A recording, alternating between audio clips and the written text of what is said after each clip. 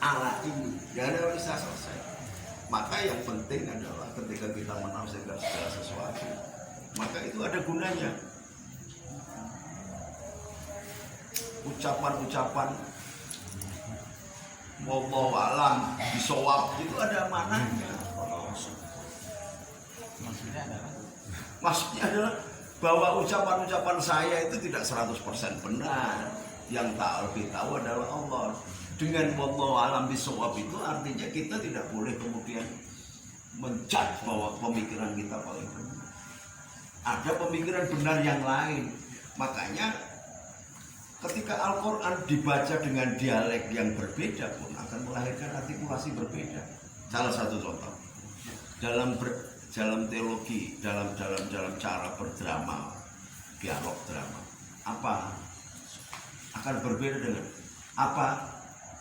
Akan berbeda dengan apa? Akan berbeda apa sih?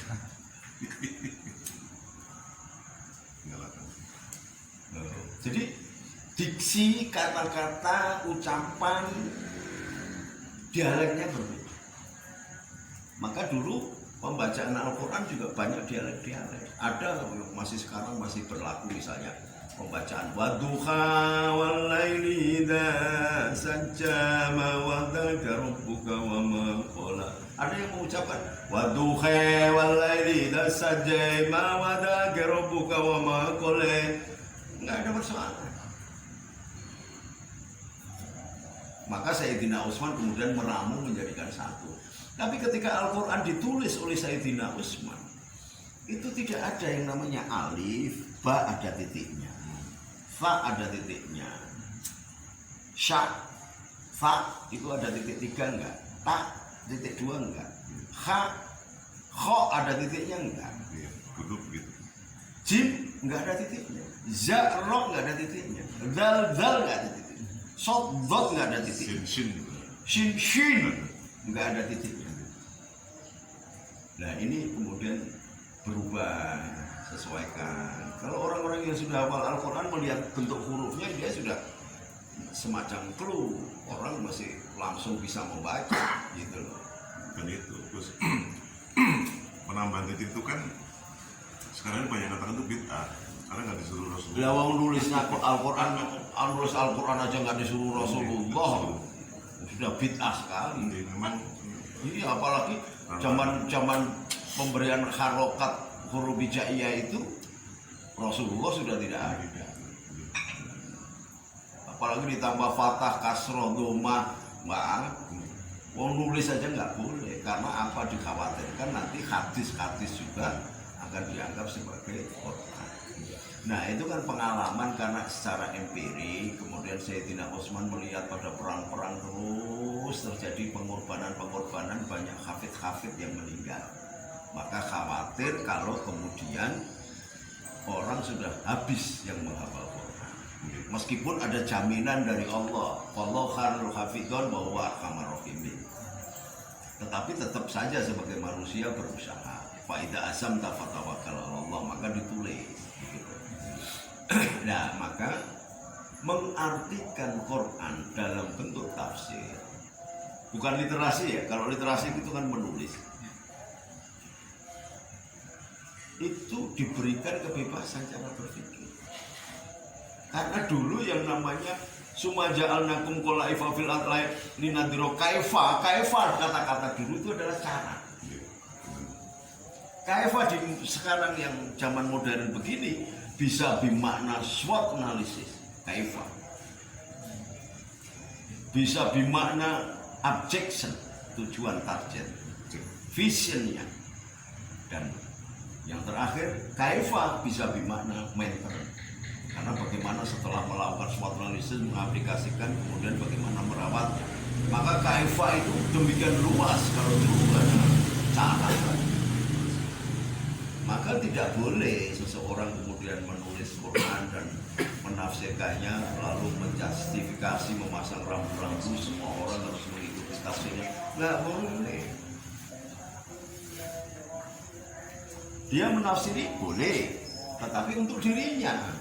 tapi bukan kemudian semuanya begitu lah. Itu kemudian kalau sampai seorang tafsir mengatakan bahwa tafsirnya yang paling benar 100%, mungkin nggak usah 100%, 90%, itu berarti dia sudah mengklaim dirinya temannya Allah, atau paling tidak mengenal proses turunnya nuzulul Quran.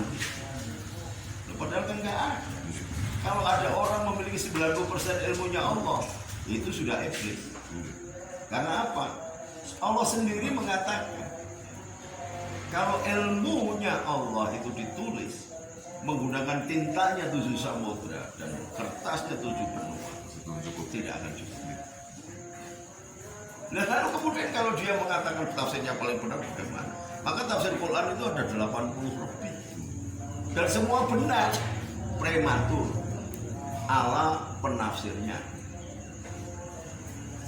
Maka coba ada tafsir yang sekarang dikenalkan oleh Habib Quraisyiha. Dulu ada tafsir Al-Ibris yang dikembangkan oleh Kiai Bisri Mustafa bersama ulama-ulama lainnya. Mbak Anu Lasem itu, Mbak, juga Kiai Muslim Langgen, bertiga membuat tafsir namanya Al-Ibris. Kemudian dikembangkan, kemudian ada yang menulis tentang fikih dan cara toharo, bagaimana mensucikan hati dan diri dalam bentuk hidayah. Itu Mbah Maksum Lasem, kemudian bapaknya Gusmus, Mbah Bisri Mustafa, dan Kiai Muslim di atas namakan seseorang. Jadi kalau zaman dulu orang sama-sama menulis, sama-sama membuat tafsir, menerjemahkan, bertiga di atas namakan salah satu. Bukan kayak sekarang, orang nggak merasa menulis malah ngaku-ngaku, jadi plagiat di mana-mana, ya kan? Nah, ini keluhuran orang salaf itu begitu, bukan salafi. Kalau salafi kan menurut ente kan salafi tidak, bukan. Jadi justru ketawaduannya ini melahirkan bobot kitab dan ilmu yang disampaikan bisa berlanjut dan bisa dinikmati oleh umat Islam yang lain dengan membebaskan antar generasi. Masih tetap diikuti. Maka kitab kuning bisa dibaca siapa saja dan aktual. Hanya penambahan sana sini berdasarkan siapa yang mengajarkan kitab kuning. Supaya kontekstual maka dikembangkan. Kayak tadi ketika saya ngomong soal lagu yang anak-anak kan itu ya, di desa-desa di Jawa Timur itu biasa melakukan. Ada kumbang makan kembang, datang kambing, kumbang pergi. Ada kumbang makan kembang, datang kambing, kumbang pergi. Ada kumbang makan kembang, datang kambing, kumbang pergi. Pernah dengar nggak yang namanya penulis? Iya, anonim. Penulis yang kemudian tidak terikat dari kalimat, lepas dari kata-kata, karena kata itu sendiri tidak mewakili arti. Jadi ketika ini dibacakan, maka bukan dari kalimat kata-kata, tetapi sudah muncul arti yang sesungguhnya. Nah, ini pembebasan kata di dalam mengekspresikan sir dan asrar, rahasia di balik rahasia. Maka kalau wiridan apa itu, ada kambing makan kembang datang kambing, ada kumbang makan kembang datang kambing, kumbang pergi. Tetapi kalau orang yang merenung biasa, apa maknanya di balik itu? Oh, ternyata itu menggambarkan seseorang yang sedang melakukan lagu zuhud, mengaplikasikan semar atau simar dunia, mengesampingkan dunia, sedang melakukan salik suluk, seorang salik yang melakukan suluk untuk mendekat kepada Allah. Dan terminologinya ternyata kalau dikaitkan dengan Ramadan ini adalah perjalanan seekor ulat yang menjijikan dari telur netes jadi ulat yang makan dakar karuan sampai kemudian jadi sak pohon habis gemuk dakar karuan dan menjijikan. Tetapi Allah mencoba membandingkan dan mengkoreksi ketika orang sudah rebutan artikulasi dari ayat Al-Quran yang tersurat dalam bahasa literasi yang melahirkan multidimensi dari penafsiran. Allah mendampingkan dengan ayat kauniyah Al-Quran basah yang tidak tertulis. Al-Quran basahnya apa? Sebuah perilaku pertapaan, pengosongan diri, penghilangan syahwat dan nafsu, nyingkir ke dunia ini supaya menuju pada jenjang-jenjang tahapan pertemuan dengan Allah atau liqa'i Rabbi dalam terminologi takwa. Maka kalau kita masih berpuasa kok ternyata ada perubahan. Pada akhir puasa sudah sekian tahun kembali lagi menjadi ulet lagi, ya kita kalah dengan ulet. Ulet aja bisa menjadi madu, menjadi kumbang. Ketika menjadi kumbang, makannya sudah berbeda. Orientasinya berbeda. Dan dia terlepas dari kungkungan ruang dan waktunya. Dia bisa terbang kemana-mana, menikmati alam semua dan melihat keindahan, dan kembali lagi membawa sebuah amal yang akmal yang sempurna dari sari-sari ini dalam metabolisme tubuh sebuah lebah. Seekor lebah melahirkan madu yang di dalam surat An-Nahl, madu itu menjadi obat bagi siapa saja, dan lebah tidak pernah titip percetakan untuk memberi stempel bahwa ini produk lebah harus dimakan oleh lebah, tidak boleh dimakan manusia jadi obat, dimakan beruang pun jadi obat. Manusia yang berbagai agama jadi obat. Tapi hampir semua hewan kan tuh ya, hewan. Ya iya. Semua hewan. Nanti. Kucingnya dengan kucing. Itu lembah dahar terus yang ya Allahumma tuh iso mangan iso liwat dari selawatan buatan beliau itu tadi yang itu Badala itu gurunya Gus Soekarno atau sahabatnya Gus Soekarno itu putranya Pangeran Singosari, dan dia masih meraton Jogja. Ada juga kakaknya yang kemudian membuat pesantren di Melangi. Gurunya Gus Mit juga ya. Ya, kemarin kan kesini salah satu cucunya. Yang Mbak Dahar itu. Kalau cucunya Mbak Daral juga ada yang kemarin datang di daerah Krapiak Lor, sekarang tinggalnya. Nah itu Gus Uri, adiknya yang di Krapiak Kidul itu yang menjadi ketua PKN. Tapi orang-orang yang garis keras, mbak ini nggak boleh, haram itu. Yang Allahumma batu iso mangan nggak boleh, merusak salawat. Lu selawat itu yang ngarang siapa?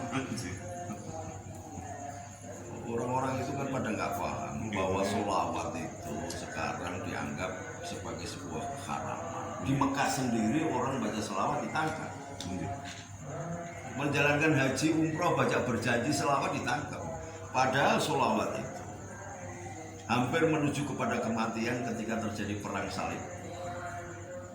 Maka untuk menggairahkan umat Islam lagi kecintaannya kepada Nabi dan kepada Allah dan Nabinya, ada salah satu pemimpin yang sangat luar biasa namanya Salahuddin Al-Ayyubi, mengadakan lomba selawat, membikin selawat, menulis selawat. Maka muncullah Sayyidina Barzanji, kemudian Busairi Al-Burda, dan beberapa sastrawan-sastrawan. Itu kan buatnya juga dengan Riyadhah. Riyadhah, Tirakat, Semarang. Sayyidina Busairi Al-Burda itu ketika menulis selawat itu dalam keadaan sakit berat dan dalam keadaan koma. Lalu sampai ketemu dengan Rasulullah. Boleh nggak ya Rasul saya menulis ini? Oh boleh, silakan. Yang diawali dengan Amin tadakuriji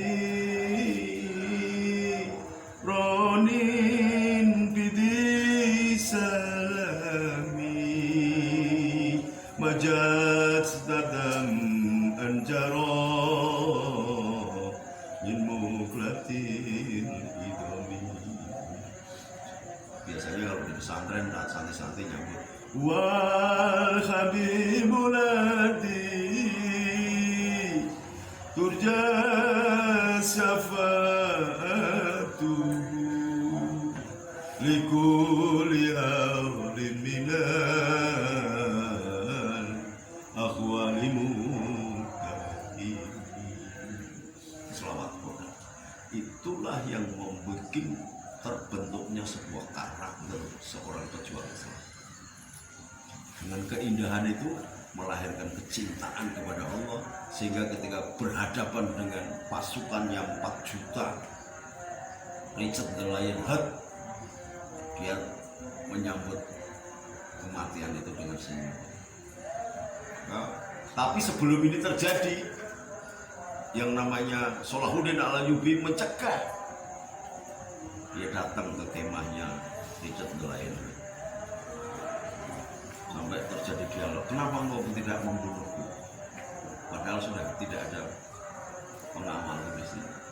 Saya datang sebagai tabib mengobati. Islam mengajarkan keadilan. Karena engkau sakit, besok akan berhadapan dengan aku dalam keadaan yang sakit. Saya tidak mau berhadapan dengan lawan yang sedang sakit. Maka engkau aku obati. Begitu sembuh, baru kita berhadapan. Itulah nilai-nilai keadilan yang diajarkan oleh Tuhan. Dari diplomasi ini sampai kemudian berpikir, kalau begitu orang Islam ini menyembah Tuhan yang sama. Kalau begitu orang Islam ini mengikuti agama langit. Ya buat apa perang? Maka ketika berhadapan besoknya, Salahuddin Al-Ayyubi dengan Richard the Lionheart, dia balik jikar. Lalu bagaimana? Karena kemarin ketika aku menguasai Palestina dan daerah yang aku kuasai ini, banyak orang Islam yang terbunuh. Itu sudah berlalu. Lalu kalau engkau masuk ke sini, biarlah orang Kristen tetap berdamai. Asal menerima bahwa ini adalah kota suci. Loh, itu kebesaran Islam yang ditampilkan oleh Salahuddin Al-Ayyubi. Bukan yang sesama saudara Islam masih di kafir-kafir. Orang yang jelas kafir, musuhnya saja tetap dilindungi oleh Salahuddin Al-Ayyubi. Karena apa? Berjiwa sholawat. Maka ketika tadi ada kumbang datang, kambing datang, kumbang pergi. Ketika sudah bisa berbuat baik, maka bergaulnya kalau didatangi oleh kambing pun kumbang pergi. Karena kambing itu terminologinya adalah lambang setan. Kalau domba itu lambang kebaikan, malaikat. Maka di Bible kan dituliskan Allah Bapa sendiri yang akan memisahkan domba dan kambing. Domba diletakkan oleh Bapa di sebelah kanan dan kambing di sebelah kiri. Karena domba di sebelah kanan, dia memberi makan Tuhan, memberi muti Tuhan, menziarahi Tuhan. Bagaimana mungkin itu terjadi? Ketika engkau mendatangi orang yang hatinya remuk, korban bencana, engkau membawa selimut, membawa makanan, sesungguhnya engkau menyemati aku dan memberi makan. Engkau menziarahi aku di sedang penjara dan sakit. Ketika engkau mendatangi saudaramu di rumah sakit, di penjara, engkau menjaga. Itu Matius 26, 27, 28. Kalau mati saya mengartikan mati misterius. Petrus benar. Jadi Islam menghargai dan pengetahuan itu. Maka caranya sudah berbeda. Dalam konteksnya bagaimana Robah memberi madu. Konteks sekarang, kalau sudah kepingin meningkatkan jenjang sebagai orang yang bertakwa, maka dia harus mengaplikasikan bahwa surga sudah dijelas, sudah ada. Kenapa dicari-cari? Sudah diperuntukkan manusia. Tidak mungkin surga itu kosong, tidak mungkin. Lupa nomor banyak begini, oh, itu kan hitungan kamu. Tetapi di Lauhul Mahfuz itu ada tulisan Wallahu Ghafurur Rahim. Karena kalau dinilai amalnya Gusmo, amalnya Gusyanto ini nggak ada bandingnya dengan surga. Ridhonya lah yang membuat seseorang masuk surga, bukan amalnya. Karena suatu saat itu ketika Isra Mi'raj Rasulullah menemukan seorang yang dengan bangganya menyeret-nyeret amal yang tidak kuat diseret karena 2 gunung. Lalu ditanya oleh malaikat, mau apa kalian datang ke sini? Saya mau masuk surga. Dengan apa kamu mau masuk surga? Dengan 2 gunung amalku. Lalu Allah memerintahkan, coba dihisab, berapa harga sebuah mata dibanding dengan amalnya? Seandainya hidung itu tidak ada dibandingkan amal. Kuping, siapa yang menggerakkan jantung tidak atas perintah otak, bayar berapa dia kalau? Udara yang dia hirup setiap hari yang namanya oksigen, bandingkan dengan ketika dia di rumah sakit untuk menyerap oksigen, berapa sewanya? Lalu ternyata amal itu 2 gunung itu habis nggak cukup dibanding dengan dosa. Dalam kesedihannya dia kemudian munajat kepada Allah, ya Allah, aku itu atas ketentuan. Lalu memerintahkan malaikatnya lagi, sudah kembalikan. Jadi Allah itu hanya mengajarkan sebuah titik balik agar kembali ke titik 0,0. Itulah kefanaan kita. Kalau kita 0 maka la ilaha illallah. Tapi kalau tidak mengaku kita ini ada, bukan majas, maka tidak pernah ketemu dengan Allah dan dia tetap 0 aja, tidak ada apa-apanya gitu. Nah ini, maka konteks kalau sudah berpuasa begini kok tidak bisa menyamai dengan lebah atau ulat yang kemudian menjadi kupu-kupu, maka derajat kita sesungguhnya tidak layak untuk dikatakan sempurna. Padahal Allah sendiri sudah memberikan plafon itu. Wa idza karamna ala bani Adam, aku jadikan bani Adam itu semulia-mulianya. Tetapi kalau perjalanannya tidak sampai ke sini, ya tidak mulia. Maka innal insana fi asanatakwim sumarodatnahu falasafilin. Kalau tidak bisa menjaga derajat ketinggiannya, ya dia sama dengan aspal atau aspal itu yang hitam legam dan injak-injak paling rendah. Maka aspal itu sama dengan aspal itu sebenarnya. Nah, itu loh. Jadi puasa ini seharusnya membuat perenungan mulai dari presiden sampai dengan RT, mulai dari kiai sampai dengan santri, semuanya harus melakukan muhasabah terhadap diri sendiri. Maka puasa ini bukan kemudian mengejar jam berbukanya, kemudian royoan berapa jumlah sholatnya, tetapi mampukah mengajarkan kepada kita untuk mencapai titik-titik, meniti jalur-jalur, mencapai liqa'ul Rabbi, jadi pertemuan dengan Allah. Nah, caranya orang-orang yang begitu ada tanda, maka ada clue, Allah memberikan clue. Bagaimana itu orang yang takwa itu? Alladzina yunfiquna fisabilillah. Jadi punya kasih, sekaligus untuk menolong negara dalam keadaan yang susah, pemerintahnya susah, dipilih sendiri sudah susah menghadapi kondisi begini malah dimaki-maki. Salah. Bantu pemerintah dengan bagaimana?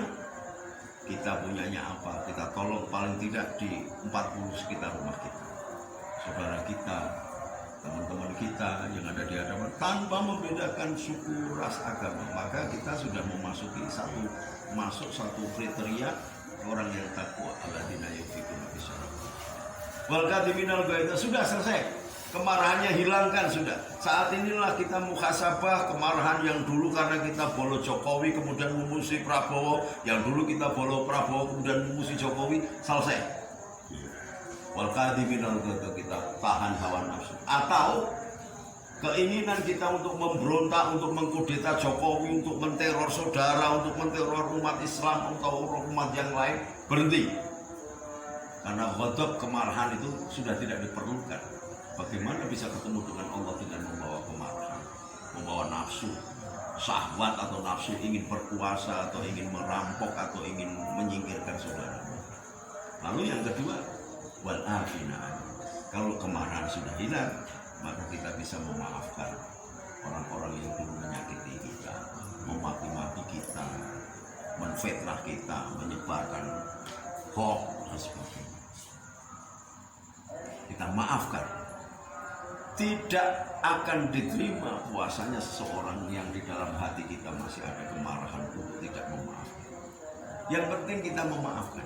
Perkara dia kita maaf atau tidak itu urusannya dia. Tapi kita memaafkan saudara kita semuanya karena kita sudah diikat oleh sebuah cinta yang bernama satu bangsa, bangsa Indonesia, satu bahasa, bahasa Indonesia, satu negara, negara Indonesia. Ini persaudaraan yang luar biasa. Lama mungkin bukan saudara, bukan seagama.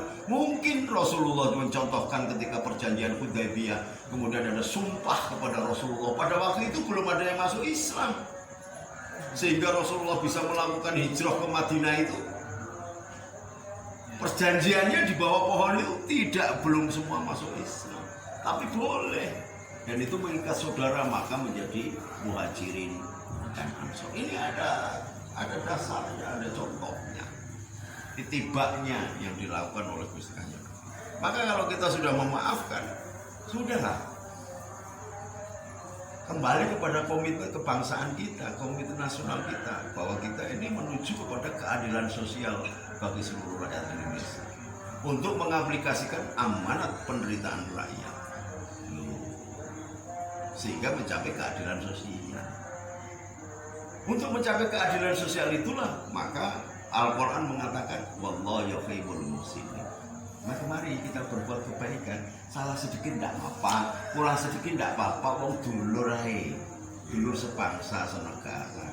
Bahwa agamanya macam-macam. Lalu Rasulullah aja pamannya juga justru malah memusuhi kok. Tidak persoalan, tetapi persaudaraan, ikatan baru bahwa kita di dalam sebuah waton yang sama. Maka sampai Hadratus Syekh Hasyim Asy'ari mengatakan hubul waton minal iman. Maka persaudaraan di dalam iman itu adalah ternyata mensahkan perbedaan sesembahan yang meskipun intinya sesungguhnya sesembahannya sama, cuma cara perilaku syariat menyembahnya yang berbeda-beda karena tidak ada Tuhan selain Allah. Artinya apa? Ya zaman Nabi Adam ya Tuhannya yaitu. Sampai dengan Yesus pun Tuhannya yaitu Allah Bapa kan? Nah, iya. Sampai Muhammad pun Tuhannya yaitu. Jadi jangan kemudian merasa wah, kemudian mensalah artikan al-yaumal akmaltu lakum dinakum, kemudian ini yang sudah disempurnakan Islam. Ya semua agama Allah itu namanya Islam. Maka wallah darussalam, Allah menghendaki orang keselamatan menuju kepada surga. Wallah darussalam. Yahudi juga itu Yahweh. Sama Yahweh, Eldone, El Sadai artinya sama. Ya. Jadi esensialnya itu tadi ketakwaannya itu memaafkan kesalahan orang lain, kemudian berbuat baik itu Melakukan recovery terhadap hati kita. Yang semula kepengen berkuasa dengan cara yang tidak benar, yang semula kepengen menjatuhkan saudaranya, yang semula kepengen menyakiti, yang semula kepengen membunuh, yang semula kepengen